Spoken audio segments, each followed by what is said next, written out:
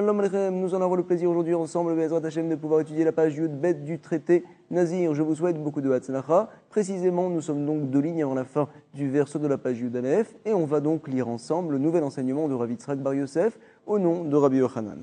Amar Rav Yitzhak Bar Yosef, Amar Rabbi Yochanan. Quelqu'un qui dit à son envoyé, Aomer les shluchu, Tse vekadesh li isha, je veux que tu sortes, et voici que je te rends coursier pour aller prendre une fille en mariage pour moi, Tse vekadesh li isha. Stam, il ne lui dit pas quelle femme, voici que je te donne entre les mains, comme bon te semble, de choisir quelle femme sera ma femme. En fait, tu iras là-bas, tu lui donneras une bague à une jolie fille par exemple, quelqu'un qui est bien, qui a de bonnes midotes, et donc elle sera mariée pour moi. Parfait. Qu'est-ce que l'on fait maintenant? Le chaliar, l'envoyé, n'est pas revenu. Mistama, qu'il a dû faire sa course, il a dû donc donner une bague à une femme. Il y a une femme dans ce monde-là qui est mariée avec moi, mais je ne sais pas laquelle. Parfait. Est-ce que maintenant, puisque je suis bloqué de toute manière, est-ce que je peux me marier avec une autre femme ou pas? On te dira, tu sais quoi? Assour, Bekol Anashim Sheba Olam. Toutes les femmes te sont interdites. Assour, c'est interdit. Bekol Anashim, toutes les femmes Sheba Olam qu'il y a dans ce monde-là. Pourquoi? C'est fort possible, par la suite, je vais voir une jeune fille dehors et donc je vais lui demander sa main, je vais vouloir me marier avec elle, mais finalement c'est possible que ce soit la sœur de la fille que justement il a été marié pour moi, que l'envoyé a pris en épouse pour moi, et donc je ferai un issour, ou bien peut-être que c'est la fille, ou bien peut-être que c'est la mère. Je suis en problème, je ne peux me marier avec aucune femme, vient dire Rabbi Yochanan. Asur bekol anashim sheba olam. Pourquoi? Chazaka, shaliach, oseh shlichuto. On a une chazaka, on a un principe qui est très fort, qu'un envoyé, il fait la chose pour laquelle il a été envoyé. Shaliach, oseh shlichuto. Et donc j'ai une femme qui m'est mariée dans ce monde-là, Vekivan delo parishle, puisque finalement il ne nous a pas expliqué avec qui je suis marié, on ne sait pas. Ha loyada heinihu. Je ne sais pas, heinihu, quelle est la fille, Kadishle, qui est mariée avec moi. Et donc, je pourrais me marier avec aucune autre femme. Peut-être que c'est la sœur, peut-être que c'est la mère, peut-être que c'est la fille de la femme qui m'est déjà mariée. Parfait. La Gemara va nous apporter une kushia.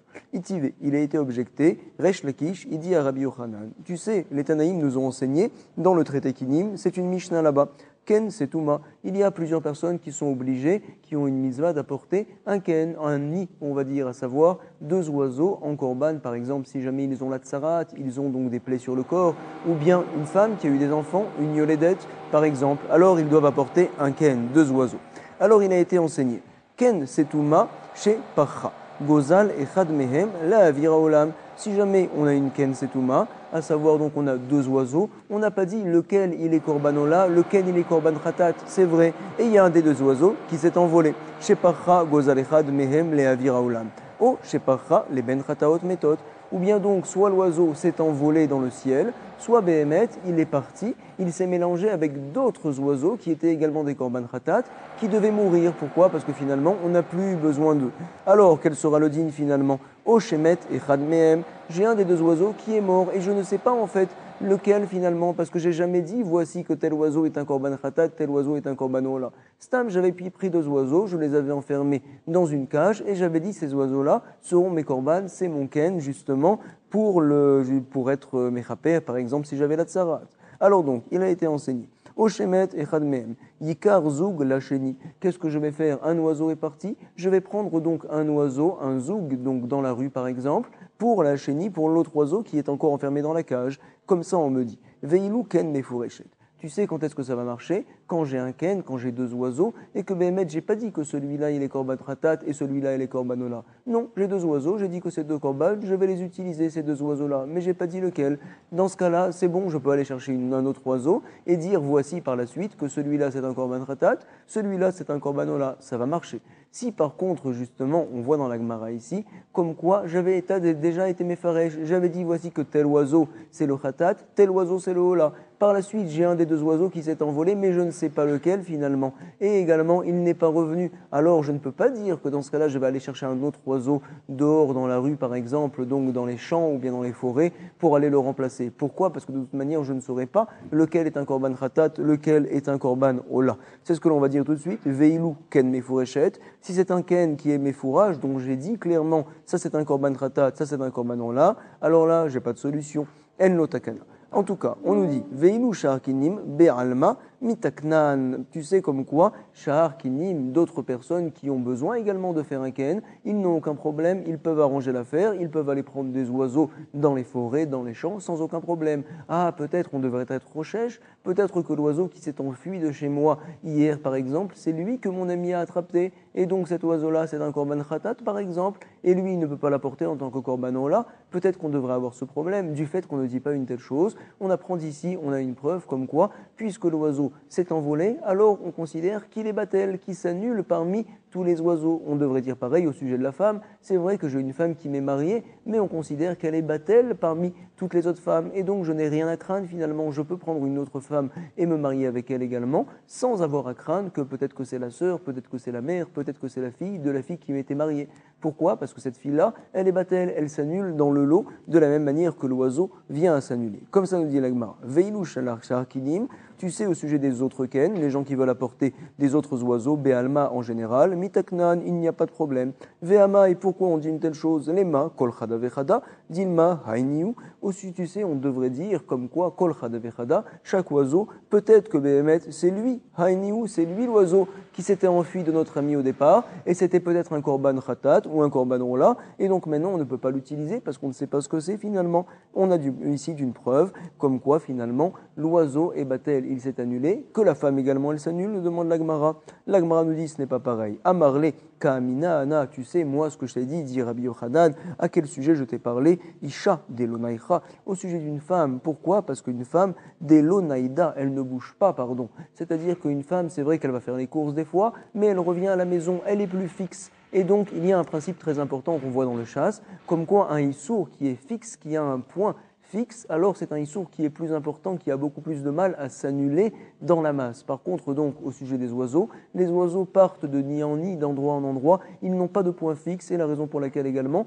ils viennent à s'abandonner. Quand un oiseau part au milieu de tous les autres oiseaux, il est abandonné finalement, et il s'annule complètement, parce qu'il n'a pas de point fixe. Comme ça, la Gemara vient nous répondre, comme ça, on vient dire, Amarle Kaamina Ana, tu sais, moi, de ce dont je t'ai parlé, Isha Delonaïda, je t'ai parlé d'une femme, tu sais, la femme, ça ne bouge pas, Vea Martali, et toi, par contre, tu me dis, At Issoura Denayad, un oiseau qui est un Issour, qui bouge finalement, tu me dis en fait que c'est peut-être un Korban Khatat, c'est vrai, mais de toute façon, il bouge d'un endroit à un autre, donc on n'a rien à craindre. Ah, peut-être me diras-tu, tu sais, la femme aussi, elle bouge, Vechitema Achanami, ici aussi, Nayed, la femme, elle bouge, et mort Beshuka Eshkar, peut-être que finalement, le monsieur, il a pris la femme en mariage quand elle était au milieu du chouk, au milieu du marché, et donc elle était dans un endroit où elle bougeait vraiment. Vekadish, là-bas, il l'a pris en mariage pour toi. Non, quand même, je dis que là-bas, tu sais, la femme, elle rentre à la maison quand elle termine ses courses. Hatam, Hadra, Lenichuta, elle revient à se poser, comme ça on rapporte. Gabeken, mi hadra, par contre, au sujet des oiseaux, est-ce qu'ils reviennent après se poser? Pas du tout, ils vont de nid en nid. Amarava, Vemode Rabbi Yochanan, Beisha She'enla. Lobat, vélo, batbat, vélo, batben, vélo, m. Il est d'accord, donc Rabbi Yochanan, comme ça nous rapporte Rava, au sujet d'une femme qui n'avait donc ni bat, ni fille, ni petite fille bat, vélo, batben, et ni petite fille également donc du côté de son fils. Vélo, m, elle n'a pas non plus de maman, vélo, mm, et pas de grand-mère non plus, et pas de sœur, vélo, achot.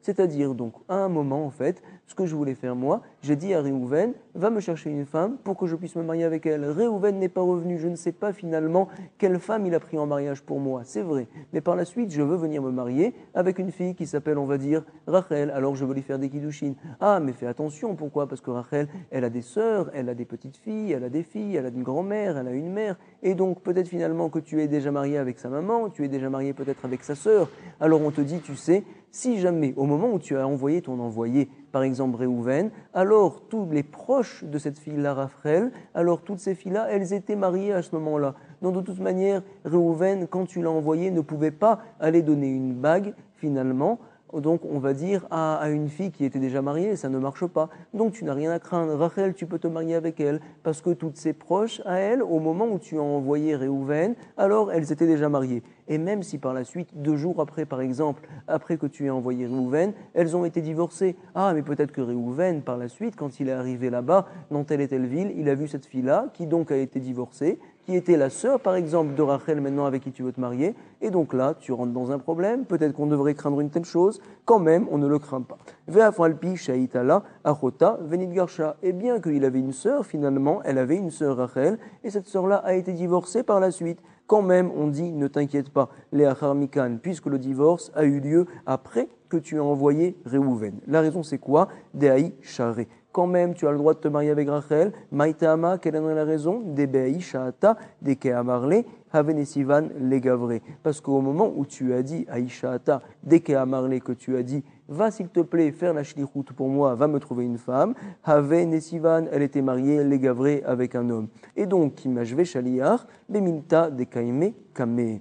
À savoir, quand tu envoies un shaliar, un envoyé, tu l'envoies pour faire une action qui peut le faire au moment où tu l'envoies. Et donc, par contre, quand tu envoies quelqu'un, tu vas me dire « Ah, mais je l'ai envoyé pour aller me prendre une femme », puisqu'au moment où tu l'as envoyé, il ne pouvait pas prendre, par exemple, cette fille-là, on va l'appeler Léa, parce qu'elle était mariée à ce moment-là. Même si 2 jours après, elle a été divorcée, et qu'à ce moment-là, Réhouven pouvait faire cette action-là de la prendre en mariage pour toi, tu sais que Réhouven ne le va pas faire d'une part, et également, même si Réhouven va le faire, il va faire ta shlichut, ça ne va pas marcher. Pourquoi? Parce que tu ne l'as pas envoyé pour ça. Quand tu envoies une personne faire quelque chose, tu l'envoies faire quelque chose qu'il peut faire maintenant tout de suite au moment où tu l'envoies. Et tu l'envoies pas pour faire quelque chose qu'il pourra faire plus tard si jamais vont se passer telle et telle chose. Ça ne marche pas. C'est la raison pour laquelle ici aussi également, Rachel Mazaltov, tu peux te marier avec elle. Pourquoi? Parce qu'au moment justement où tu as envoyé Réhouven, toutes les sœurs, toutes les mères, les grands-mères, les filles, les petites filles de Rachel étaient mariées au moment même où tu as envoyé Réhouven,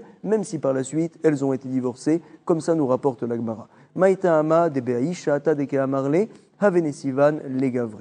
Et donc, Kimajvre Shaliar, Bemilta de Kaime, Kame. Un homme, quand il envoie un Shaliar, un coursier, c'est au sujet d'une chose, Bemilta, de Kaime, Kame, qui est donc Kaime réalisable, Kame devant lui au moment où il envoie. Par contre, Bemilta de Lo Kaime Kame, qui n'est pas réalisable cette chose-là au moment où il envoie la personne, alors sache que, également, je ne fais pas de Shaliar. L'hommage Shaliar, je n'ai pas du tout fait de coursier, comme ça nous dit l'Agmara. On va maintenant rapporter une question. Quel est le rapport, cette sugia-là, avec justement le traité Nazir? En fait, on avait vu une Mishnah à la page Yud Aleph, au verso de la page, et on va en parler maintenant. Apparemment, c'est une preuve. Tnan, il a été enseigné. Harini Nazir, ve'ala ilegaleach Nazir. Quelqu'un qui dit, voici, je prends sur moi d'être nazir, et également les galéards de couper les cheveux d'un nazir, à savoir d'apporter les 3 offrandes que doit amener un nazir quand il finit sa naziroute, un korban ola, un korban khatat et un korban shlamim. Voici les 2 paroles qu'a dit la personne. Et son ami, il l'a entendu, il a dit, oh là là, formidable, il fait donc quelque chose de grand, il décide d'être nazir et d'apporter des korban aussi pour un nazir, alors je veux être pareil. Veshamar avero, ve'amar, ve'ani. Il a dit quoi la personne? Il a dit, et moi? Il a dit également, ve'ala il galéards nazir. Et je prends également sur moi de couper les cheveux d'un nazir. Qu'est-ce que l'on dirait dans ce cas-là? Imayupikrim, s'ils étaient intelligents, ces 2 personnes-là, alors l'un apporte des corbanotes de l'autre. C'est-à-dire que Réhouven va dire à Shimon, va toi terminer ta naziroute, tu coupes tes cheveux, j'apporte les corbanotes pour toi. Et donc Shimon dira à Réhouven, toi aussi pareil, quand tu vas aller couper tes cheveux, j'apporte les corbanotes pour toi. Et donc finalement, ils seront quittes tous les 2 des 2 mitzvot qu'ils ont pris sur eux, d'être nazir d'une part, et d'apporter des corbanotes pour un autre nazir d'autre part. Comme ça on rapporte dans la Mishnah, Imayupikrim, Megalchim, Zeedze, ils se coupent les cheveux l'un à l'autre, et s'ils n'étaient pas intelligents, Veimlav, Megalchim, Nezirim, Acherim, ils apporteront donc les corbanotes qu'ils devaient apporter eux en tant que nazir, 3 corbanotes, et en plus ils rajouteront donc finalement 3 autres corbanotes pour un autre nazir, parce qu'ils ont pris sur eux également de couper les cheveux et d'apporter les offrandes d'un autre nazir. S'ils ne sont pas intelligents, non pas 3 bêtes ils devront apporter, mais 6. Comme ça on a rapporté là-bas. En tout cas, l'Agmara va nous dire, tu sais, Bishelema Batra, Ika Kadama Akame. Je comprends donc la 2e personne, son ami, qui a entendu donc le premier parler, et par la suite, il a dit, je prends sur moi finalement d'être nazir et de couper les cheveux d'un nazir, c'est-à-dire donc de couper les cheveux d'un nazir, je comprends, d'un nazir qui est déjà nazir au moment où je parle. Et finalement, c'est vrai que Réhouven était déjà nazir au moment où Shimon a réagi par la suite et il a dit que je vais être comme lui. Bishelema Batra, je comprends bien le dernier, on va l'appeler Shimon. Ika Kadama, il y a donc Réhouven qui était avant lui, Kamé avant lui. Et là, Kadama, Mi Ika Batra, Kamé. Par contre, Réhouven, lorsqu'il a dit « je suis nazir et je couperai les cheveux d'un autre nazir », est-ce qu'il y a justement Shimon qui lui également était nazir à ce moment-là? Pas du tout. Shimon n'a réagi qu'après finalement. Il n'a commencé à être nazir que par la suite. Donc finalement, Réhouven, quand il a parlé, il a dit « je vais couper les cheveux d'un nazir », c'est-à-dire donc d'un nazir, même s'il commencera à être nazir plus tard, après ma parole, comme ça nous dit justement l'Agmara. Et la Kadama, par contre le premier, on va l'appeler Réhouven, Mika Batra Kamé. Est-ce que Shimon, il était Kamé avant lui? Pas du tout. Shimon, il était après lui. Et donc, va nous dire l'Agmara, comme quoi finalement, on a une preuve d'ici. Et là, Achike Amar, Imishkachna de Avenazir, Egalche. Tout simplement, la personne, ce qu'elle a voulu dire, Achike Amar, si je trouverai plus tard quelqu'un qui prendra sur lui plus tard même d'être nazir, alors, Egalche, je lui couperai les cheveux. On devrait dire pareil aussi, c'est également au sujet du mariage, Achanami, Achike Amarle, on devrait dire, tu sais, le monsieur qui a envoyé son chaliar, tu sais, va me chercher une femme pour que je puisse me marier avec elle, et même si que par la suite uniquement, elle deviendra Réouya, apte à être mariée avec moi, quand même, prends-la en tant que mariage, Achike Amarle, Imishkachat de Migarsha, Kadishle, si jamais tu trouves une femme qui plus tard sera divorcée et qui sera apte pour moi à ce moment-là, alors prends-la pour moi en mariage, Kadishle. Et donc on a une preuve ici, contre Rabbi Yochanan, nous dit l'Agmara. Amré, l'Agmara nous répond non. L'omajve inish shaliach et la bemilta dematse avid hashta. Bemilta de l'omatse avid hashta. L'omajve, c'est-à-dire que, en fait, le problème, c'est un problème de shlichut, d'envoyer. C'est vrai qu'une personne, quand elle dit « je vais couper les cheveux d'un nazir », même s'il sera nazir plus tard, mais par contre, donc, au sujet de la shlichut pour le mariage, ici, c'est spécial, puisque là, je veux faire un chaliar, je veux envoyer un coursier, alors sache que pour nommer un coursier, ça ne marche en général, et comme ça, on le fait également en général, que lorsque, au même moment où je le fais coursier, c'est spécial au sujet des coursiers, nous dit l'Agmara, alors à ce moment-là même, il peut déjà, pour moi, prendre en mariage la fille Léa. C'est-à-dire qu'au même moment où je le fais coursier, j'aurais pu moi-même déjà donner la bague à Léa, puisque Béhémet c'est comme ça, alors lui également plus tard, il pourra donner la bague à Léa. Par contre, si jamais Léa est mariée, au moment où justement, alors le coursier, je l'ai rendu coursier, plus tard, ça ne marchera pas ce qu'il va faire le coursier. Comme ça dit la Gemara, c'est une svara spéciale au sujet des coursiers. On va le relire, 3 lignes. On est donc à la 3e ligne, au verso de la page. Amré, ils disent, ils répondent les gens.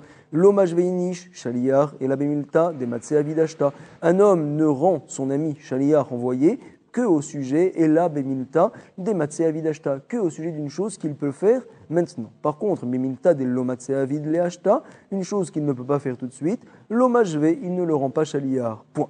L'agma va nous dire vélo. Tu me dis donc ce principe-là, je vais t'apporter une preuve que c'est pas vrai. Tashma, à Omer, les apotropos, quelqu'un qui dit à son apotropos, il a nommé quelqu'un pour être gérant de tous ses biens et également pour s'occuper de sa femme pendant qu'il va partir outre-mer, par exemple. À Omer, les apotropos, chez l'eau, il lui dit, tu sais, Kol Nedarim Shetadorishto, on sait qu'un homme peut annuler les vœux de sa femme, bien sûr. Et donc, il lui dit, tu sais, tous les vœux que ma femme va faire, Ishti, Mikan, Ad, Sheavum Yakomploni, tout le temps où je serai outre-mer, à partir de maintenant jusqu'au moment où je reviendrai justement, alors toi, mon chaliar, mon apotropos, je veux qu'à ma place, tu lui annules ses vœux, et faire là. Qu'est-ce qu'il a fait le apotropos? Il a écouté le patron, va faire là. Est-ce que l'on va dire que les vœux sont annulés? Ça va marcher? Yachol Yumufarim, on te dit, tu sais, Talmud Lomar, le passouk nous rapporte dans Bamidbar, attention, Isha Yekimenu, Veisha Yeferenu. Son mari va valider le vœu, son mari va annuler le vœu. C'est l'opinion de Rabbi Ishaya. Il n'y a que le mari qui peut faire une telle chose, personne d'autre. Un chaliar, ça ne marche pas.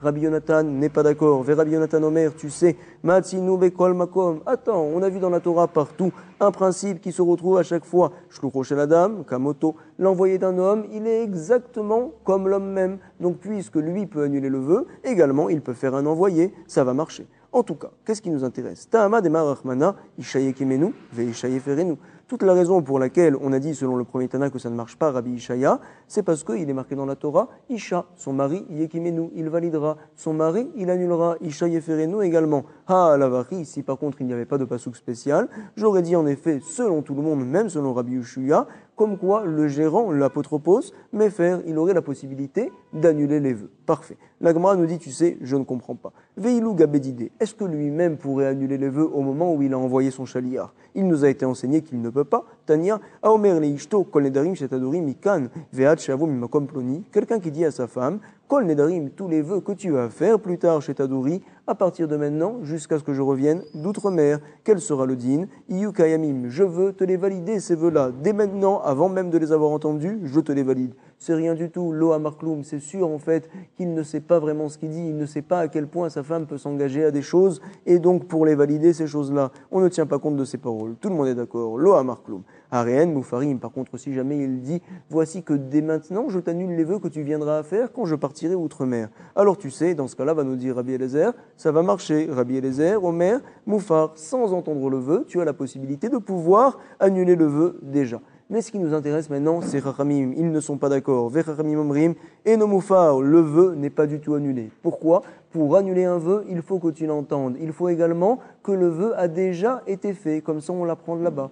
En tout cas, qu'est-ce qui se passe maintenant? Quand j'envoie mon envoyé, mon chaliar, mon apotropos, mon gérant, finalement à ce moment-là, je n'ai pas entendu de vœu, donc je n'ai pas entre mes mains la force de pouvoir annuler le vœu de ma femme maintenant. Et quand même, l'envoyé plus tard, lorsqu'il entendra le vœu, il aura la possibilité de pouvoir l'annuler. Qu'est-ce que tu vois d'ici finalement? Que je peux nommer un envoyé pour faire une chose plus tard, bien que maintenant, je n'ai pas entre mes mains la possibilité, la force de pouvoir la faire. Voici la preuve que l'on voit ici tout de suite. La Gemara nous dit, elle rapporte tout d'abord la question, Kasal Kadatar, nous pensons pour l'instant, qui amar Rabbi Ishaya, tout ce qu'a dit Rabbi Ishaya plus haut, c'était même donc selon l'opinion de Chachamim, Aliba des Rabanan, qui disent eux qu'une personne ne peut pas annuler un vœu tant qu'il ne l'a pas entendu, tant que madame n'a pas fait le vœu en tout cas, mais quand même faire un envoyé, ça devrait marcher, des Amré, l'Omatsemefer, bien que, pense Rabbi Ishaya, le mari ne peut pas annuler le vœu tant que le vœu n'a pas été fait, et quand même, Behemet, Veilav, Dabar Mana Ishaye Kimenu, Veishaye Ferenu,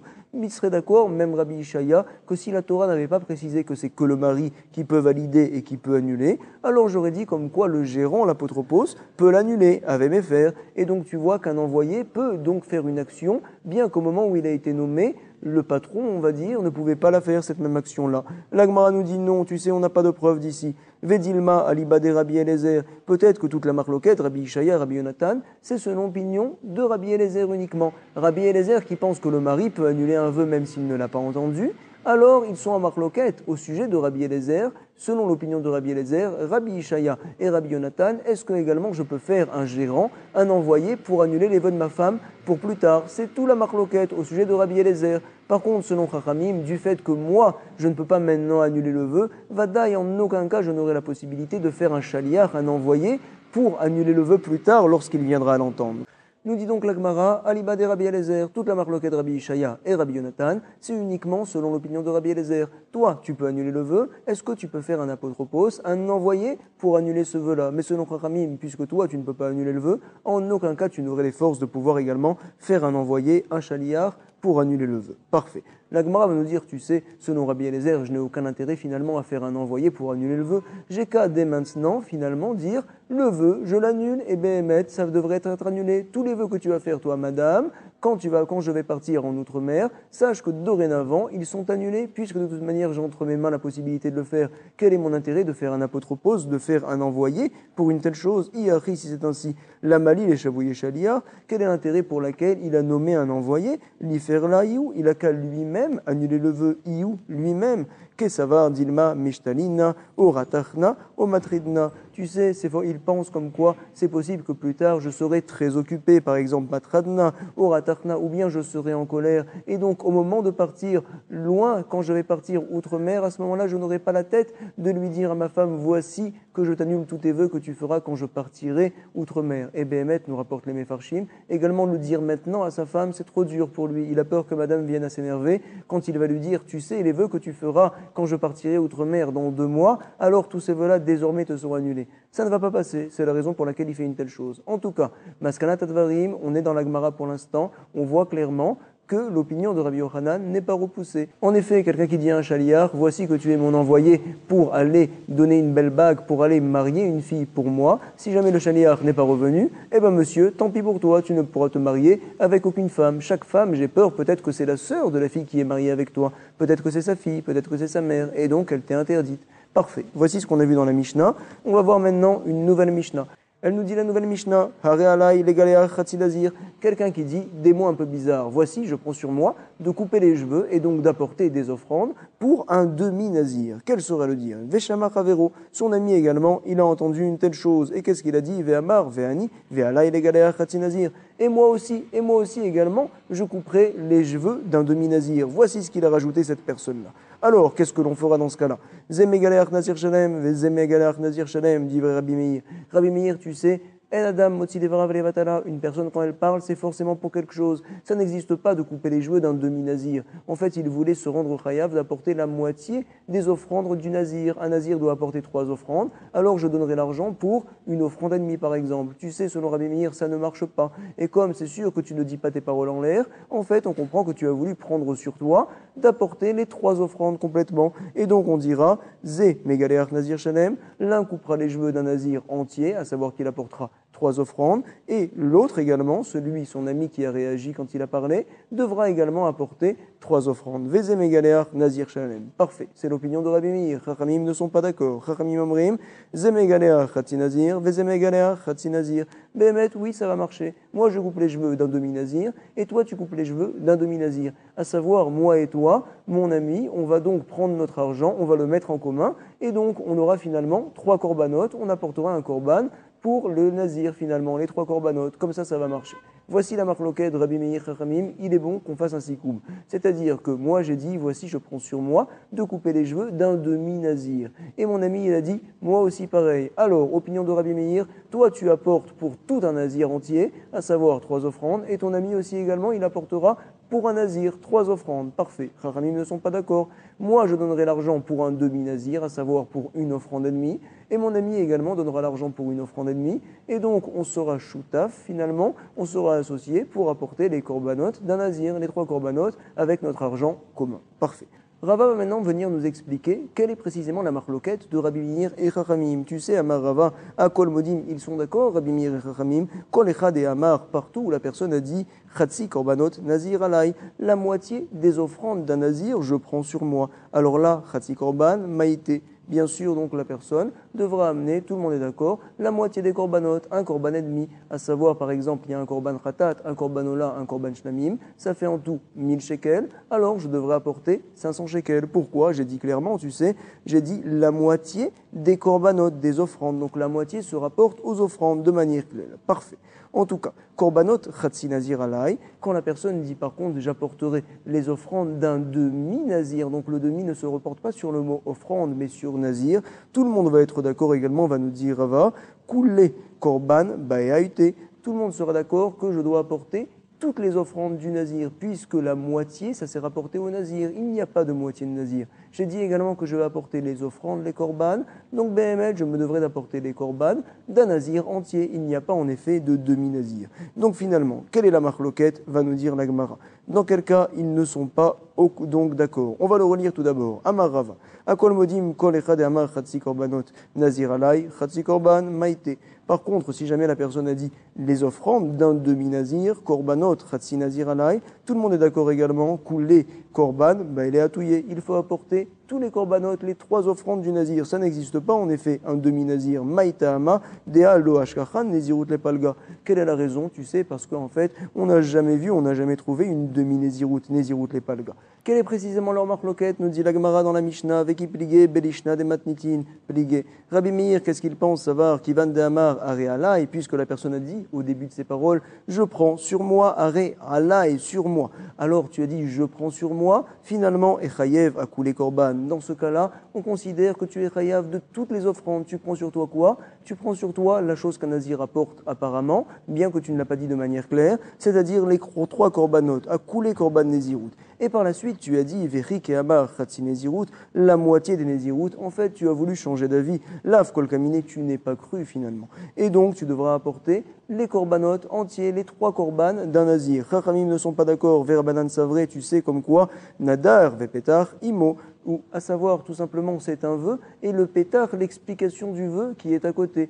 puisque la personne n'a pas dit clairement je prends sur moi les 3 offrandes, il a dit je prends sur moi, qu'est-ce que tu prends sur moi? Par la suite, il a dit Khatsi Nazir, la moitié du Nazir. C'est comme finalement s'il venait expliquer qu'est-ce qu'il a pris sur lui. Et donc, ce n'est pas les 3 offrandes, ce n'est pas les 3 corbanotes, ça sera uniquement la moitié, un corban et demi. C'est la raison pour laquelle, Chachamim vont nous dire, tu te dois d'apporter un corban et demi. Et donc, si jamais vous êtes 2 personnes, vous mettez votre argent en shoot-à-foot, vous le rassemblez pour acheter les 3 offrandes d'un Nazir. En tout cas, j'espère que la page était claire. Toda rabba, chazak ubaruch, shalom shalom, kol tuv, be'atzlacha.